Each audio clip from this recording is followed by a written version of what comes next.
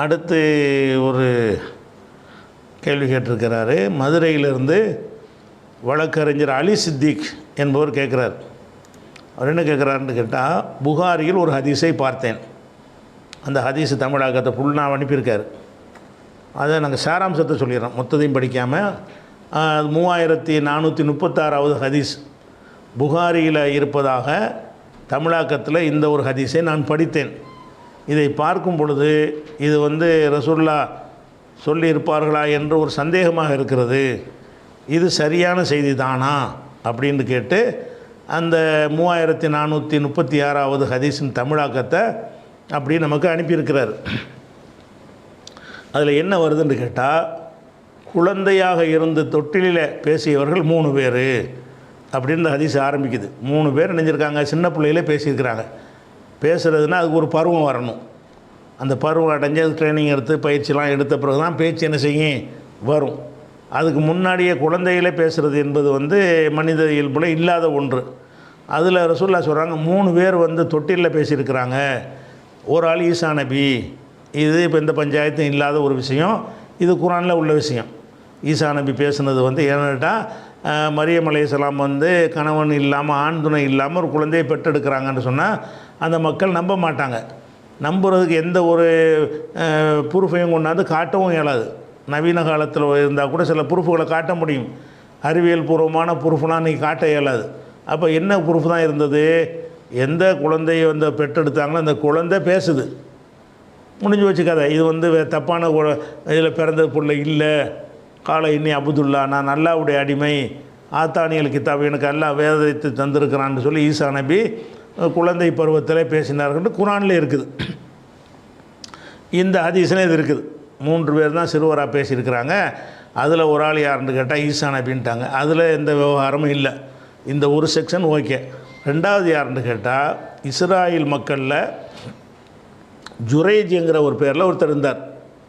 இந்த ஜுரைஜ் என்ன செய்கிறாருன்னா, அவர் ஒரு நல்ல ஒரு மார்க்க ஞானியாக அந்த மதத்தில் ஒரு மார்க்க அறிஞராக இருந்தார். அந்த மதம் அல்லாஹ்வுடைய மதம் தானே. இப்போ தானே இஸ்ரவேலர் மதம் கட்டுட்டாங்க. அந்தந்த நபிமார்கள் இருந்த காலத்தில் யஹூதி நசாரா மதம் அவங்களாம் அவங்க தான் சரியான முஸ்லீம் அன்றைக்கி உள்ள காலத்தில். அப்போ அந்த இஸ்ராயல் மக்களில் ஒரு மனிதர் ஜுரைஜ் இருந்தாரா, அவர் என்ன செய்கிறாருன்னு கேட்டால் தொழுதுகிட்டு இருக்கிறார். அவங்க முறைப்படி அவங்க இஸ்ராயல் மக்களுக்கு என்ன தொழுகை எல்லாம் கொடுத்தானோ அந்த தொழுகை பிரகாரம் அவர் தொழுது கொண்டு இருக்கிறார். தொழுதுகிட்டு இருக்கும் பொழுது அவங்க அம்மா என்ன செய்கிறாங்க, ஒரு வேலைக்காக வேண்டி ஜுரைஜின்னு கூப்பிட்றாங்க.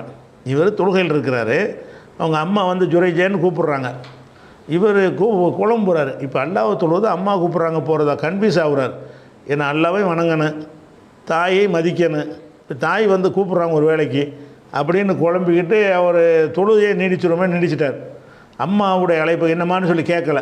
அம்மா கூப்பிட்றாங்க, தொழுகையில் இருக்கும்போது பேசக்கூடாது, அவங்களுக்கு அந்த சட்டம் இருந்திருக்கு, அதனால தான் அப்படி சொல்கிறார். இல்லாட்டி தான் ஆமான்னு சொல்லிட்டு போயிருப்பார். அவர் பேசுவதா அல்லது என்ன செய்வதுன்னு யோசிச்சுக்கிட்டே அவர் தொழுகையை தொடர்றாரு. அப்போ இந்த அம்மா கூப்பிட்டோன்னு வரலன்றவுடனே அந்த அம்மா என்ன செய்கிறாங்க, துவா செய்கிறாங்க. ஒரு துவா, அல்லாஹும்ம இறைவா. அவங்க அல்லாவையெல்லாம் ஒழுங்காக நம்பின வர தெரியுது.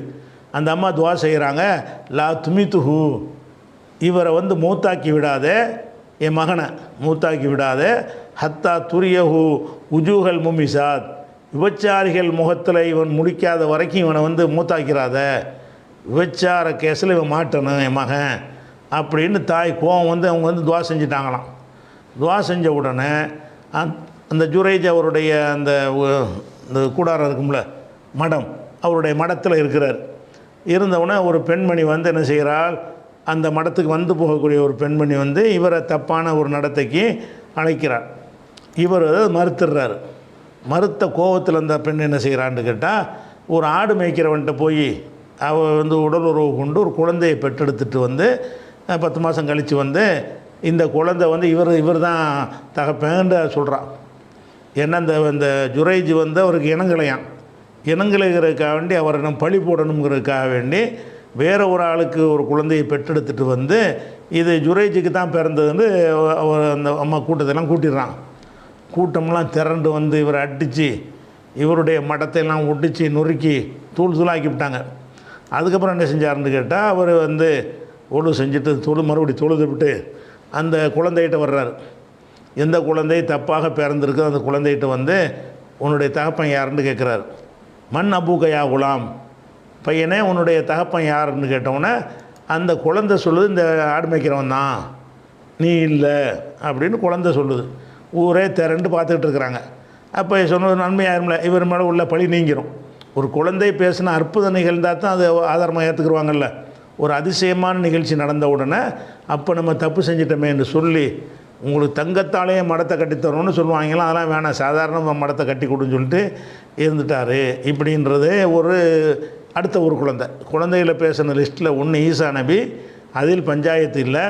ரெண்டாவது இந்த ஜுரைஜுடைய வழக்கில் சம்மந்தப்பட்ட ஒரு பையன். இந்த விஷயம் வந்து ரசூலுல்லாஹ் சொன்னதாக வருது. வந்தாலும் இது வந்து சரியான செய்தி இல்லைனால தெரியுது பார்த்தாலே. ஏன் தெரியுதுன்னு கேட்டால், இவர் தொழுதுகிட்டு இருக்கிறார். தொழுதுகிட்டு இருக்கும் பொழுது அம்மா கூப்பிட்டா போகணும்னு இருக்கா? நீங்கள் தொழுகையில் இருக்கும் அம்மா கூட நீங்கள் போகலாமா? எப்போ போகலாம்? அம்மாவோ ஆட்டுக்குட்டியோ ஒரு சீரியஸானதுக்கு போகலாம். ஒரு விபத்து நடந்து போச்சு, திடீர்னு மயங்கி ஒருத்தன் விழுந்துட்டான், தொழுகை முடிச்சுட்டு அப்படி போகலாம். அந்த மாதிரி ஒரு உயிர் காக்கிற நிர்பந்தம் வந்து அம்மாவாக இருக்குன்ற அவசியம் இல்லை, யாராக இருந்தாலும் போகலாம். சும்மா கூப்பிட்றதுக்கெல்லாம் போகலாமா? தொழுதுட்டு இருக்கும்போது அம்மா வந்து வாசல்கிட்ட அப்படியே கூப்பிட்டா தொழுகையை முடிச்சுட்டு நீங்கள் ஓடி போயிடலாமா? அவர் கரெக்டாக தான் செஞ்சுருக்கிறார், அவருடைய செயலில் தப்பு இல்லை. இந்த அம்மா வந்து அவர் சரியாக நடந்திருக்கும்போது அவருக்கு எதிராக துவா செய்கிறாங்க, அது பழிக்குமா? இந்த அம்மா என்ன செய்யுது, நான் கூப்பிட்டு வரல, இல்லை நீ விபச்சார குற்றச்சாட்டுக்கு ஆளாகாமல் நீ மௌத்தாக மாட்டான்னு பத்வா செய்கிறாங்களாம். பத்வா செய்கிறா இருந்தால் எப்போ பத்வா செய்யணும்? உனக்கு பாதிப்பு ஏற்பட்டால் தான் பத்வா செய்யணும். எனக்கு ஒரு அநீதி இழைக்கப்பட்டால் தான் நான் வந்து அவருக்கு எதிராக என்ன செய்யலாம், கையேந்தலாம். அவர் எனக்கு எந்த ஒரு அநீதியும் ஒருத்தர் இழைக்கலை, அப்போ நான் வந்து இவரை நாசமாக்கணும்னு சொல்ல முடியுமா? அதில் ஒரு ஆள்கிட்ட போய் ஏதாவது ஒரு 100 ரூபா தாங்கன்னு கேட்குறேன், தரமாட்டேங்கிறாரு. யாரெல்லாம் இவனை வந்து திருட்டு பயில ஆக்கிருன்னு அப்படி துவா செய்யலாமா? அப்படி செஞ்சால் அது செல்லுமா? அது எல்லாம் ஏற்றுக்குருவானா? இந்த மாதிரி துவாக்கள் வந்து எல்லாட்ட அங்கீகரிக்கப்படுமா? அப்போ துவா அங்கீகரிக்கப்படுவதற்குன்னு எவ்வளோ ஒழுங்குகள் மார்க்கத்தில் சொல்லப்பட்டிருக்கிறது. அதில் வந்து தவறான விஷயங்களுக்கு நீங்கள் செய்கிற துவாக்கள் எப்படி ஏற்றுக்கொள்ளப்படும்? அப்போ இவர் கரெக்டாக செஞ்சுருக்கும் பொழுது அல்லாஹ்வுடைய உதவி இவருக்கு தானே இருந்திருக்கணும். இவர் தொழுகைக்கான தாய் கூப்பிட்டு கூட தொழுகையில் உறுதியாக இருந்தார் என்று சொல்லி அல்லாஹ் வந்து அல்லாஹ்வுடைய ரஹமத்து இவர் பக்கம் தானே இருந்திருக்கணும். இப்போ இந்த அம்மா வந்து இவரும் முஸ்லீமான பொம்பளையாக தான், அந்த காலத்து முஸ்லீமான பெண்ணாக தான் இருந்திருக்கிறாங்க. இருந்துக்கிட்டு அல்லாட்டே துவா செய்கிறாங்க, பெத்த மகனை வந்து விபச்சார கசில் மாட்ட வையின்னு சொல்லி எந்த தாயாக சொல்லுவாங்களா? முதல்ல பொதுவான ஒரு மனித இயல்புல வந்து ஒரு தாய் சொல்ல ஒருத்தன் கேட்கலங்கிறதுக்கு இந்த பிரார்த்தனை எந்த தாயாக செய்வாங்களா? ஒரு காஃபிரான தாய் செய்வாங்களா? ஒரு தாய் என்று சொல்லக்கூடியவள் வந்து மகனுக்கு எதிராக வாயளவில் என்ன தேவைண்டா திட்டுவாங்களே தவிர, நீ உனக்கு விபச்சாரம் செஞ்சு அதில் கேஸில் மாட்டி நாசமாக கேவலப்பட்டு போவாய் என்று சொல்கிற அளவுக்கு ஒரு சின்ன ஒரு சம்பவம் கூப்பிட்டு வரலைங்கிறது. கூப்பிட்டு வரல, அம்மா கூப்பிட்டாங்க, இவர் வரல. இந்த ஒரு விஷயத்துக்காக வேண்டி எந்த ஒரு தாயாவது இப்படி ஒரு துவா செய்வாளா? எந்த தாயும் செய்ய மாட்டான். எப்போ செய்வா? சில தாய்கள் பிள்ளைகளை செய்வாங்க, அவன் அந்த மிஞ்சின அளவுக்கு அநியாயம் பண்ணியிருப்பான். சில மகன்களுக்கு எதிராக பண்ணுவாங்கன்னு சொன்னால் இந்த மாதிரி தண்ணி எடுத்துகிட்டு வந்து அதுக்காகலாமா செய்வாங்க? கூப்பிட்டோன்னு வரலைங்கிறதுக்கெல்லாமா செய்வாங்க? இவன் அடித்து சித்திரதை பண்ணி ரொம்ப அநியாயம் பண்ணி அவங்க சொத்தையெல்லாம் பறிச்சுக்கிட்டு சாப்பாடு கொடுக்காம தெருவில் விரட்டி விட்டும்போது அப்போ கூட அந்த தாய்மார்கள் பெரும்பாலும் செய்ய மாட்டாங்க. சிலர் செய்வார்களே, ஆனால் இவ்வளோ கொடுமைகள் இருந்திருக்கணும். ஒன்றும் கிடையாது, நல்ல மனுஷனாக இருக்கார், இதெல்லாம் ஊரெல்லாம் நல்ல மனுஷன் போட்டுருது, நம்ம பையன் ஒரு அந்தஸ்தோடு இருக்கான்னு பார்த்து மகிழ்ச்சி சந்தோஷப்படுவாங்களா? நல்ல பேரும் புகழுமா இருக்கிறவன் பேர்கிட்ட நாசமாக அது என்ன மாதிரி துவா செய்கிறாங்களாம்? நல்ல பேரும் புகழுமா இருக்கிறவருக்கு வந்து அந்த பேர் கெட்டு அந்த அது மட்டுமா கேட்டு மார்க்கத்துக்கு வரக்கூடிய மக்களும் பின்தங்கிடுவாங்களே. அல்ல அப்படி நிரூபித்து காட்டலைன்னு சொன்னால் இந்த ஆளை சொல்லி நம்ம இஸ்லாத்துக்கு போனோம், இவனே ஆள் சரியில்லாமல் இருக்கிறான் அப்படின்னு எவ்வளோ பேர் திரும்பி போயிடுவாங்க. இந்த அம்மா செஞ்ச வேலைக்கு வந்து அந்த அல்லாஹ் அந்த பிள்ளை மூலமாக ஒரு காட்டி கொடுத்துட்டான். காட்டி கொடுக்குற இந்த பேரோடு இருந்து போயிட்டான். ஆகும் இந்த பெயரோடவே என்ன செய்யுது, ஆமாம் இந்த ஆள் தான் செஞ்சார்னு சொல்லி உடைச்சி போட்டாங்கல்ல. உடைச்சி போட்டவன்லாம் அந்த மார்க்கத்தில் உள்ள ஈடுபாடுலாம் எத்தனை பேர் மாறிடுவான்? அப்படியான ஒரு விஷயத்தை வந்து ஒரு தாய் செய்வானா? அல்ல தான் அப்படி செய்வானான்னு பார்த்தோம்னா இந்த சம்பவத்தில் என்ன இருக்குது? அப்போ இப்படி தான் சட்டமாக சில செலவு ஆலிம்கள் அதை எழுதி வைக்கிறாங்க. இதிலிருந்து என்ன தெரிகிறது என்று சொன்னால், நஃபிலான தொழுகை தொழுகும்போது தாய் கூப்பிட்டால் போகலான்னு நஃபிலானது அங்கே இருக்காதாவது ஃபிட்டிங் பண்ணுறதை சரி பண்ணுறதுக்காக வேண்டி தொழுதுகிட்டு இருக்கும்போது போகலான்னு தானே இருக்குது, எந்த தொழுகையும் போகலான்னு ஒன்று சொல்ல முடியல. அதை நியாயப்படுத்த என்ன செய்கிறாங்க, இதிலிருந்து என்ன தெரிகிறது என்று சொன்னால், நஃபிலான வணக்கங்கள் செய்து கொண்டிருக்கும் பொழுது தாய் கூப்பிட்டா போகலாம்.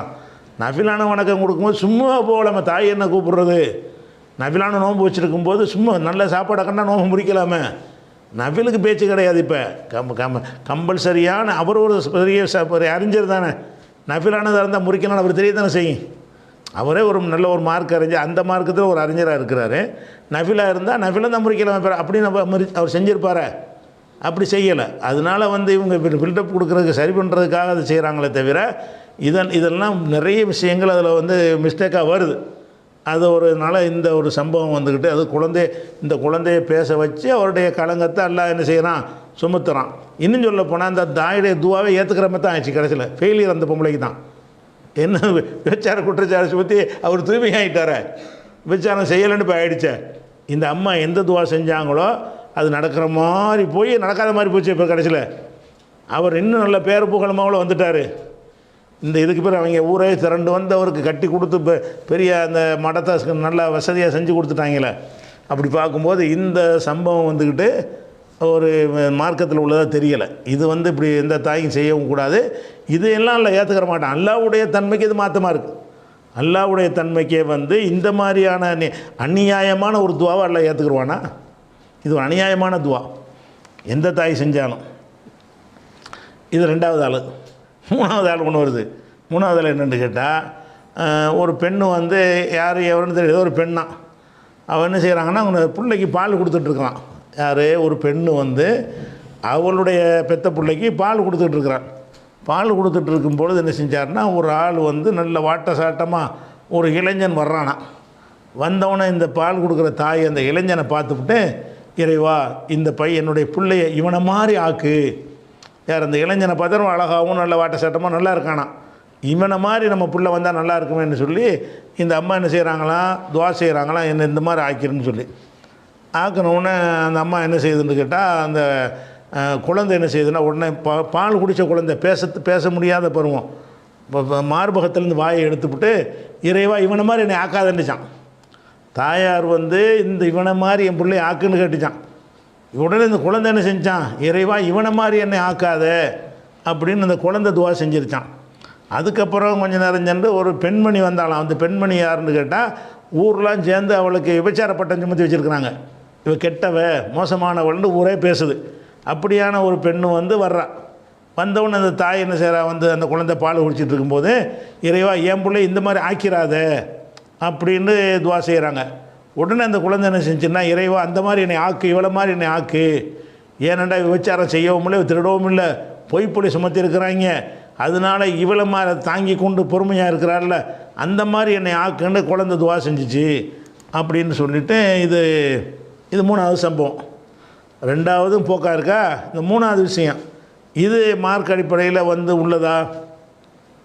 குழந்தை பேசணுச்சுங்கிறது ஒரு ஈசா நபியை பேச வைக்கிற அல்லாஹ் தன்னுடைய வல்லமையினால் ஒன்றை உண்டாக்கிவிட்டு அதை ப்ரூவ் பண்ணுவதற்கு ஈசா நபியை பேச வச்சாங்கிறது அது ஓகே. இதில் பொய்யான துவா, தவறான துவா ஏற்றுக்கொள்ளப்பட்ட மாதிரி கான்செப்ட்டுக்கு மாற்றம் வருது. இதில் என்ன வருதுன்னு சொன்னால், இஸ்லாத்தின் ஃபண்டமெண்டலான ஒரு கொள்கை, மறைவான விஷயம் யாருக்கும் தெரியாது. இது இஸ்லாத்தின் அடிப்படை கொள்கை. மறைவானதுன்னு என்ன அர்த்தம்?